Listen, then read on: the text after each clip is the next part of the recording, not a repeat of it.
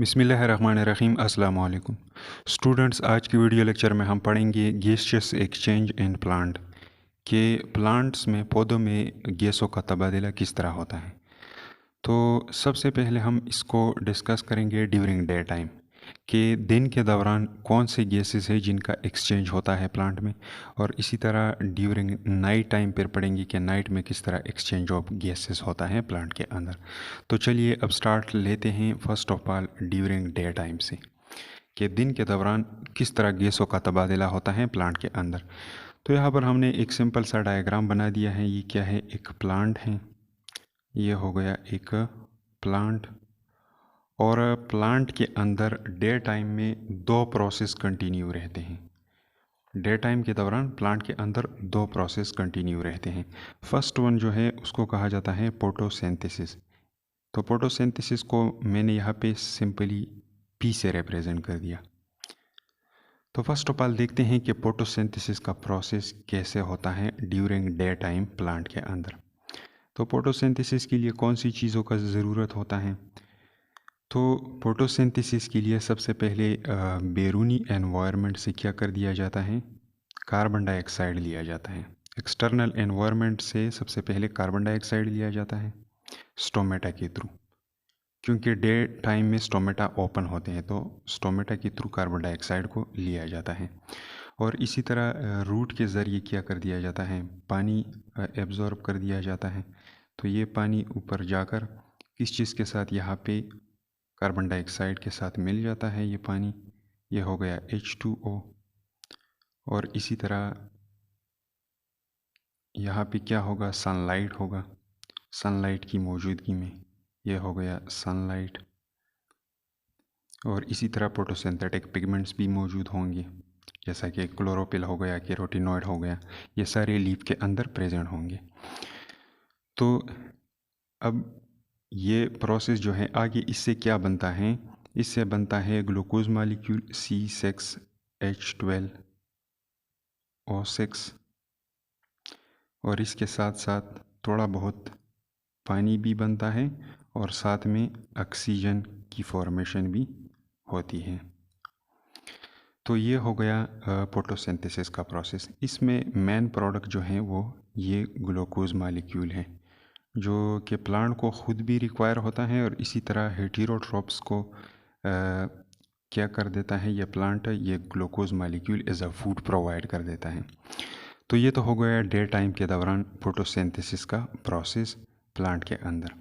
अब इसके अलावा नेक्स्ट वन जो है, इसमें एक और प्रोसेस भी डे टाइम में होता है जिसको रिस्पायरेशन कहा जाता है, क्योंकि ये प्लांट जो है ये किसी दुआ वगैरह के ऊपर तो नहीं चलता, इसके लिए एनर्जी की ज़रूरत होती है। सेलुलर लेवल पे जितने भी सेल हैं उनमें एक्टिविटीज़ को रन करने के लिए एनर्जी की ज़रूरत होती है।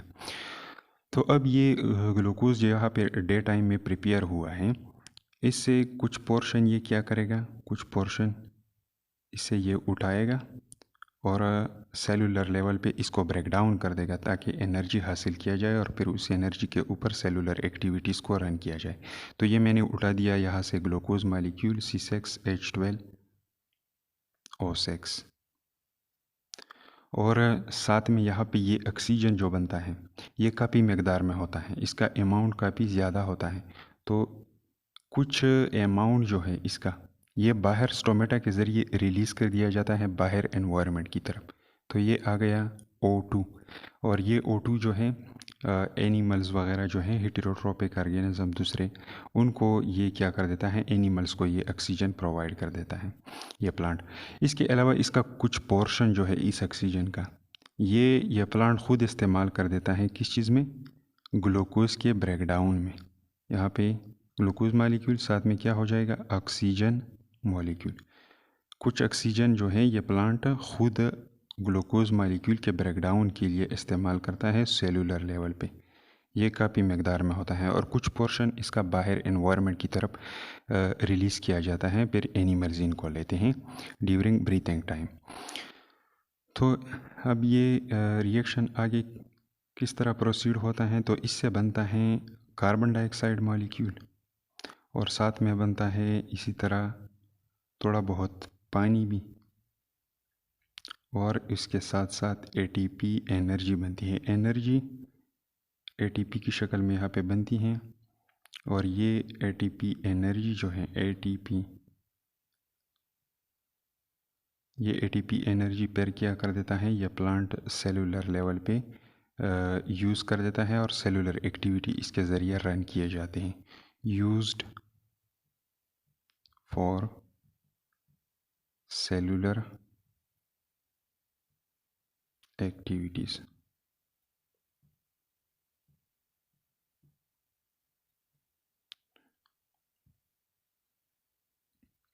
अच्छा, अब इसके बाद यहाँ पर ये तो सेलुलर लेवल पे यूज़ हो जाएगा। यहाँ पे ये वाटर जो है ये भी एज आ बाई प्रोडक्ट के तौर पे यहाँ पे प्रोड्यूस हो रहा है। और साथ में ये कार्बन डाइऑक्साइड जो है ये भी अगर ज़्यादा मकदार में प्लांट के अंदर, बॉडी के अंदर या सेलुलर लेवल पे स्टोर हो जाए तो ये एसिडिक इन नेचर होता है, तो तब भी मसला क्रिएट हो सकता है। तो अब ये कार्बन डाइऑक्साइड जो है तो रिस्पायरेशन में जो प्रोड्यूस हो रहा है इसको डे टाइम के दौरान क्या कर दिया जाता है, फोटोसिंथेसिस में यूज़ किया जाता है। इसको बाहर एनवायरनमेंट की तरफ रिलीज़ नहीं किया जाता। तो अगर यहाँ से डे टाइम लिया जाता है तो फिर बाहर से क्यों प्लांट लेता है, ये इसलिए क्योंकि इसका मकदार काफ़ी स्मॉल होता है, ये मकदार में काफ़ी कम होता है। इसलिए प्लांट क्या कर देता है, कुछ बाहर एनवायरनमेंट से भी लेता है डे टाइम और कुछ जो रिस्पायरेशन में प्रोड्यूस हो रहा है इसको इस्तेमाल करता है। और इसके अलावा यहाँ पर ये पानी भी यहाँ पर भी प्रोड्यूस हो चुका है और यहाँ पे भी। ये पानी जो है ये सेलुलर लेवल पे रिएक्शंस वगैरह के लिए अगर ज़रूरी हो तो इसको यहाँ पे रिटेन कर दिया जाएगा, या अगर टर्जिडिटी फेनोमेना के लिए रिक्वायर हो तो ये प्लांट इसको स्टोर कर देगा। अदरवाइज़ अगर इन चीज़ों के लिए पानी दरकार नहीं है तो फिर इसको एज अ वेपर की शक्ल में क्या करेगा, बाहर एनवायरनमेंट की तरफ रिलीज़ कर देगा। तो यहाँ से हमें क्या अंदाज़ा होता है कि डे टाइम में क्या होता है, डे टाइम में प्लांट कार्बन डाइऑक्साइड को लेता है और ऑक्सीजन को रिलीज़ कर देता है। ये हमें अंदाज़ा हुआ यहाँ इन दो रिएक्शंस के ज़रिए। तो ये तो हो गया डे टाइम में कहानी। डे टाइम में क्या करता है, प्लांट कार्बन डाइऑक्साइड लेता है और ऑक्सीजन को रिलीज़ कर देता है। अब ड्यूरिंग नाइट टाइम में क्या कहानी होता है, तो नाइट टाइम के लिए हमने अगेन यहाँ पे क्या बना दिया है, एक प्लांट का डायग्राम बना दिया है। ये अगेन क्या हो गया, एक प्लांट, ये हो गया प्लांट। तो इसमें भी क्या होगा, यही दोनों प्रोसेस हम यहाँ पे भी रिवाइज करेंगे। फर्स्ट वन फोटोसिंथेसिस, इसको हमने पी से रिप्रेजेंट कर दिया, और सेकंड वन जो है वो है रिस्पायरेशन, इसको हमने आर से रिप्रेजेंट कर दिया। अच्छा, तो नाइट के दौरान फोटोसिंथेसिस का प्रोसेस होगा? बिल्कुल नहीं। ये प्रोसेस कौन सा प्रोसेस, कार्बन डाइऑक्साइड वाला प्लस वाटर वाला और सनलाइट की मौजूदगी में, सनलाइट और फोटोसिंथेटिक पिगमेंट, और इसे क्या बनना, ग्लूकोज का बनना प्लस वाटर का बनना और साथ में ऑक्सीजन का बनना। ये प्रोसेस यहाँ पे नहीं होगा क्योंकि डे टाइम में सनलाइट की रोशनी नहीं होती। तो सनलाइट जब नहीं होगा तो क्या होगा, फिर ये फोटोसिंथेसिस का प्रोसेस रन करना इम्पॉसिबल है। तो ये प्रोसेस तो क्या हो जाएगा, ये तो रुक जाएगा। अब during night time respiration process continue रहता है। हाँ, ये कंटिन्यू रहता है क्योंकि रात के दौरान भी सेलुलर एक्टिविटीज़ को रन करने के लिए एनर्जी की तो रिक्वायरमेंट होती है। तो दिन के दौरान तो ये प्रोसेस कंटिन्यू रहता है। तो इस प्लांट ने क्या कर दिया होगा, कुछ ग्लूकोज जो है उसको स्टोर किया होगा दिन के दौरान। कुछ तो दिन के दौरान भी यूज़ कर लेता है, लेकिन सारा तो यूज़ नहीं कर लेता, कुछ स्टार्च की शक्ल में अपने अंदर स्टोर भी कर लेता है। तो उस स्टोर ग्लूकोज को ये क्या कर देगा, नाइट के दौरान ब्रेक डाउन कर देगा। तो यहाँ पे हो जाएगा ग्लूकोज C6H12O6, और इसके साथ साथ ग्लूकोज मालिक्यूल की ब्रेकडाउन किस तरह होती है, ये ऑक्सीजन की मौजूदगी में हो जाएगा। और इससे क्या बनेगा, इससे बनेगा कार्बन डाइऑक्साइड प्लस वाटर बनेगा इससे, और साथ में इससे एनर्जी बनेगी जो कि सेलुलर एक्टिविटीज़ के लिए यूज़ होगी। अब देखो ये ग्लूकोज मालिक्यूल जो है ये स्टोर ग्लाइक स्टार्च से आएगा। जो ग्लूकोज स्टोरेज फॉर्म में मौजूद है प्लांट के अंदर स्टार्च की शक्ल में, तो उससे ये ग्लूकोज लिया जाएगा। तो यहाँ पर ये ऑक्सीजन ने प्रॉब्लम क्रिएट कर दिया है कि ये कहाँ से ऑब्टेन करेगा यह प्लांट, क्योंकि नाइट के दौरान क्या होते हैं, यहाँ पे ये पॉइंट आप लोग जहन में रखें। डे टाइम में स्टोमेटा ओपन होते हैं, स्टोमेटा ओपन होते हैं। तो डे टाइम के दौरान तो कार्बन डाइऑक्साइड की एंट्री और ऑक्सीजन का रिमूवल, इसके लिए तो कोई प्रॉब्लम नहीं है। लेकिन नाइट में स्टोमेटा क्या होते हैं, नाइट में स्टोमेटा जो होते हैं ये क्लोज होते हैं, क्लोज, ये बंद होते हैं। तो फिर यहाँ पर ये ऑक्सीजन कहाँ से आ गया, क्योंकि फोटोसिंथेसिस का प्रोसेस तो रुक चुका है। तो एक प्रॉब्लम तो ये हो गया। दूसरा, यहाँ पे कार्बन डाइऑक्साइड प्रोड्यूस हो रहा है। अगर ये यहाँ पे जमा हो गया सेलों में, प्लांट के सेल्स जो हैं उनके अंदर, तो उसका पीएच जो है वो एसिडिक हो जाएगा, जिसके अंदर फिर एंजाइम वगैरह डीनेचर हो जाएंगे। तो इसका रिमूवल भी ज़रूरी है। तो क्या होता है कि नाइट के दौरान प्लांट क्या कर देता है, ऑक्सीजन ले लेता है एनवायरनमेंट से। वो कैसे, मैं आप लोगों को बताऊंगा यहाँ पे कि ये कौन से रूट के थ्रू लिया जाता है। ये एनवायरनमेंट से लिया जाता है इस ऑक्सीजन को, बाहर एनवायरनमेंट से। और इसी तरह ये कार्बन डाइऑक्साइड जो है इसको रिमूव करना पड़ेगा, वरना ये एसिडिक एनवायरनमेंट काज करेगा। तो इसको क्या कर दिया जाता है, इसको बाहर निकाल दिया जाता है। लेकिन स्टोमेटा तो बंद है, तो इसको किस तरह बाहर निकाल दिया जाता है उसका आंसर मैं आप लोगों को बताऊंगा। ये हो गया कार्बन डाइऑक्साइड। तो कहानी उलट हो गई। किस तरह उलट हो गई, क्योंकि डे टाइम में क्या था, कार्बन डाइऑक्साइड की एंट्री हो रही थी और ऑक्सीजन का रिमूवल हो रहा था। अब नाइट में ऑक्सीजन का एंट्री हो रहा है और कार्बन डाइऑक्साइड का रिमूवल हो रहा है। तो इसी तरह होता है gaseous exchange during day time और ड्यूरिंग नाइट टाइम प्लांट के अंदर। अब यहाँ पर हम कुछ चीज़ें पढ़ेंगे जिसके ज़रिए आप लोगों को ये पता चल जाएगा कि यहाँ पर नाइट के दौरान ऑक्सीजन मॉलिक्यूल का और कार्बन डाइऑक्साइड मॉलिक्यूल का बाहर की तरफ जाना और ऑक्सीजन का अंदर की तरफ आना ये कैसे होता है। तो स्टोमेटा तो बंद है, ये ऑप्शन तो हमारे पास नहीं रहा। अब इसके अलावा अगर इस प्लांट से लीफ को लिया जाए, यहाँ से हमने एक पत्ता उठा दिया लीफ, और इसका अगर एनाटमी देखा जाए, यहाँ पे हमने एक क्रॉस सेक्शन बना दिया है इसका। तो इसमें ये क्या है, ये ऊपर ग्रीन सेल जो है इनका ये layer, this one is called upper epidermis, upper epidermis.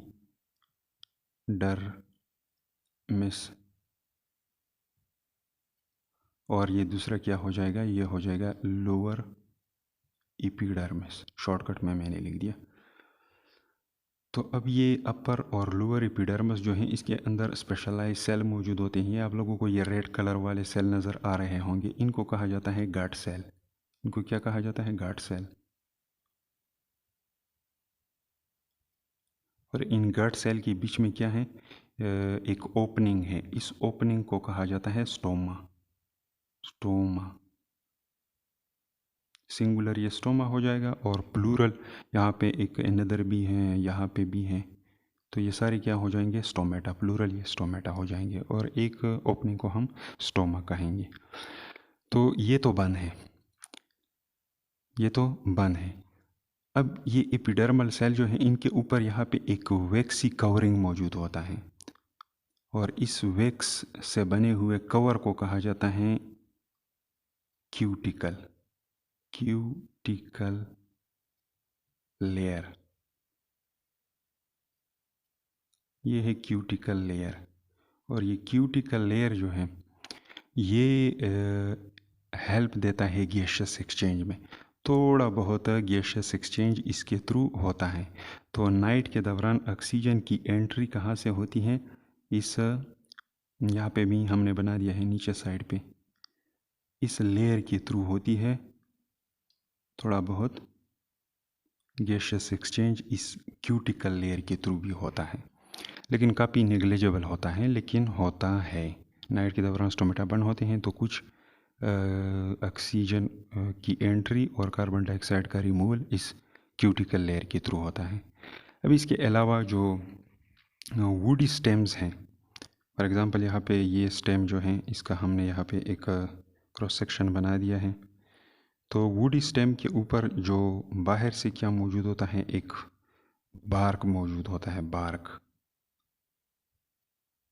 Bark आप लोगों ने देखा होगा। वुड स्टेम जो होते हैं, लकड़ी वाले स्टेम्स, उनके बाहर साइड पे एक कवरिंग मौजूद होता है, उसको बार्क कहा जाता है। अब इस कवरिंग के नीचे अगर थोड़ा सा नीचे जाएं, यहाँ पे यह ग्राउंड्स टिशू वाला एरिया जो है, यहाँ पे एक किस्म का टिशू मौजूद होता है और इस टिशू को कहा जाता है कैम्बियम टिशू। ये आप लोग हायर लेवल पे इंशाल्लाह इसको डिटेल में पढ़ेंगे। ये है कैम्बियम टिशू। तो ये कैम्बियम टिशू क्या कर देता है, यहाँ पे ग्रोथ कर देता है और इसकी सेल इसी तरह डिवाइड हो जाते हैं। तो ये आगे जाकर एपिडर्मल लेयर को और इसी तरह एपिडर्मल लेयर को क्या कर देते हैं, इसको रप्चर कर देते हैं और यहाँ पे एक पोर लाइक स्ट्रक्चर बना देते हैं। तो इस पोर को क्या कहा जाता है, इस पोर को कहा जाता है लेंटिकल।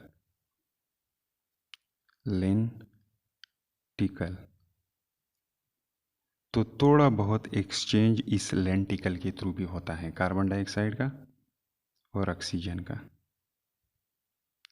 ये हो गया O2 और ये हो गया CO2। तो CO2 को बाहर रिलीज़ कर दिया जाता है एनवायरनमेंट की तरफ और ऑक्सीजन को अंदर ट्रांसपोर्ट किया जाता है इन लेंटिकल्स के थ्रू। तो स्टोमेटा बंद है तो इन दो रीजन के थ्रू क्या कर दिया जाता है, गैसियस एक्सचेंज होता है एट नाइट टाइम। अब इसके अलावा रूट्स जो हैं, रूट में जो रूट हेयर सेल पाए जाते हैं, उन रूट हेयर के ज़रिए क्या कर दिया जाता है, वहाँ पे रूट में भी इसी तरह gaseous exchange root hair cell के थ्रू किया जाता है। तो ये तो हो गया गैसियस एक्सचेंज एंड प्लांट कि ड्यूरिंग डे टाइम कौन सी गैसें प्लांट के अंदर एंटर हो जाती है और कौन सी रिलीज़ होती है, और इसी तरह नाइट में कौन सा गैस अंदर की तरफ चला जाता है और कौन सा गैस बाहर की तरफ चला जाता है। उम्मीद है ये चीज़ आप लोगों को समझ में आ चुकी होगी। लास्ट में उन्होंने एक साइंस टेक्नोलॉजी एंड सोसाइटी में एक पॉइंट दिया हुआ है, इफ़ेक्ट ऑफ टेलिंग, कि ये इफ़ेक्ट ऑफ टेलिंग क्या होता है।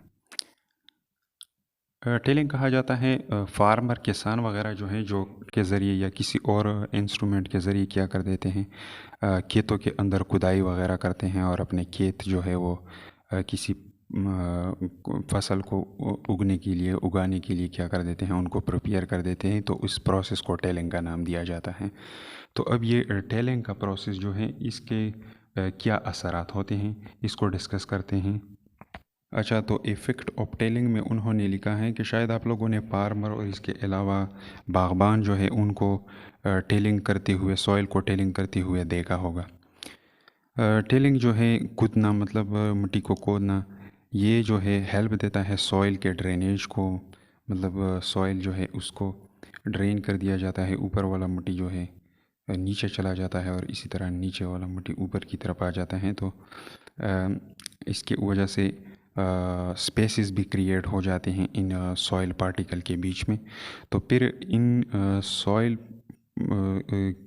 पार्टिकल के बीच में जो स्पेसेस हैं, इनके अंदर बेटर गैसियस एक्सचेंज होता है रूट का और ईयर के दरमियान। बाहर एनवायरनमेंट में जो ईयर मौजूद है और रूट जो टेलिंग की वजह से क्या हो जाते हैं, थोड़े से ज़ाहिर हो जाते हैं मिट्टी के अंदर, तो फिर उनमें गैसियस एक्सचेंज प्रॉपर तरीके से होता है। तो इसलिए ये टेलिंग इफ़ेक्ट जो है, ये काफ़ी हेल्प देता है किस चीज़ को, फार्मर को और गार्डनर जो हैं, बागबान जो हैं, उनको ये उगाने में और इसी तरह प्लांट के ग्रोथ वगैरह में बहुत हेल्पफुल होता है। अच्छा, तो ये था गैसियस एक्सचेंज एंड प्लांट। उम्मीद है समझ में आ चुका होगा। अगर फिर भी कोई क्वेश्चन वगैरह हो तो कमेंट बॉक्स में पूछ लीजिए।